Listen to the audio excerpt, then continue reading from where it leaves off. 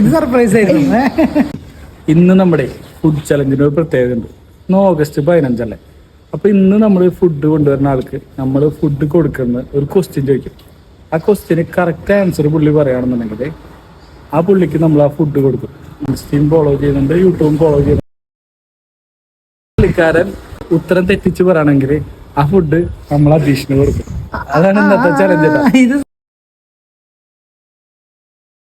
കേട്ടോ, അധീഷിന്റെ ഭാഗ്യം എത്ര കൊണ്ടുണ്ട് നമുക്ക് നോക്കാൻ വേണ്ടിട്ട്. ഫുഡ് ഓർഡർ ചെയ്തിട്ടുണ്ടായിരുന്നല്ലോ, ഇവിടെ എത്തിയിട്ടൊന്ന് വിളിച്ചാൽ മതിയേ. അധീഷേ ഭയങ്കര ടെൻഷനില്ല. ആ മഷ്റൂം ബിരിയാണി കിട്ടുമോ കിട്ടില്ലെന്ന് പ്രാർത്ഥിച്ചോണ്ടിരിക്കുക. അമ്പലത്തിൽ എന്തോ കഴിച്ചിട്ടില്ല. ഞാനും പാവല്ലേ, എനിക്കൊന്നും പറയല്ല.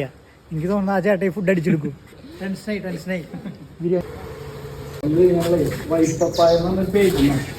അത് ഫുഡ് ചലഞ്ച്. അത് കാരണം വെച്ച് കഴിഞ്ഞാല് നമ്മൾ ഈ ഫുഡ് ഓർഡർ ചെയ്യും.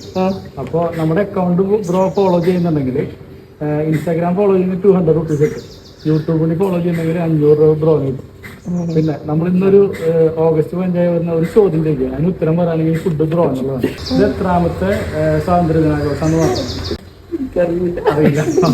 അപ്പൊ ഈ ഫുഡ് ഇവനാണ് കൊടുക്കേണ്ടത്. അപ്പൊ നമ്മൾ ഇൻസ്റ്റയും ഇത് ഫോളോ ചെയ്യണമെന്ന് ജസ്റ്റ് നോക്കിയത്. പുള്ളി ഫോളോ ചെയ്യേണ്ടത് ഇതാണ് നമ്മുടെ ഫുഡ് ചലഞ്ചിന്റെ പേര്.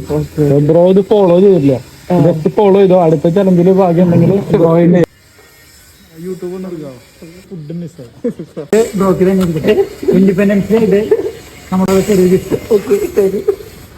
അധീഷിന്റെ വലിയ മനസ്സ് കാരണം. എന്റെ വലിയ മനസ്സല്ല, കൊടുത്തത് എന്താ പറയുക, ഞാനിതുപോലെ സ്വിഗ്ഗി കൂടി ഇരുന്ന പഠിക്കാൻ വന്നപ്പോ നമുക്കറിയാം ഇതിന്റെ ബുദ്ധിമുട്ട്.